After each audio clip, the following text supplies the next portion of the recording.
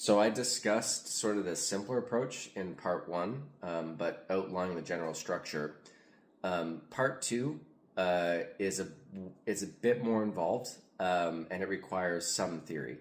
So first is weaknesses. So I tend to, if your weakness is articulation, then it's probably important to keep the cell simple and then focus on the articulation and match the sound to what you want on your horn.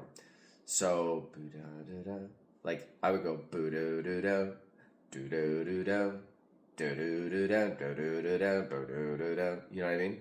Which starts to sound like Addams Family. Anyway, this is how we get sidetracked.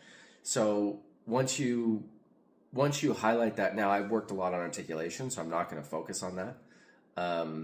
But I have I want to, not that it's a weakness, but I want to advance my ability to improv on, groove experiments that are generally more modal and less involved, like, a bunch of 2-5-1s in different keys. So for me, I'm trying to play a little bit more modern in the style of jazz, and then kind of to some degree funk. So I would use like pentatonic scales or whatever. So so that's one thing. It's not necessarily a weakness, but it's something I really want to improve. And then being able to play outside is kind of so much easier when you have, the ability to do cell work. Think, the Brecker brothers or to some extent John Coltrane for sure, although he's, obviously the master. Lots of other folks. And another one of my weaknesses is keeping time, like keeping form. So that's why I focused on 2-bar phrasing.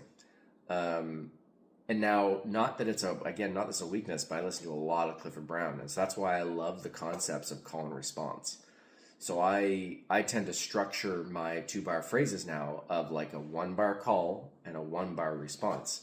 And so that's it for this video. So that was part 2. I'm going to do part 3 where I bring in one additional concept that is best explained just on its own, and then I'll see how timing is and see if I can get it all under 3 videos.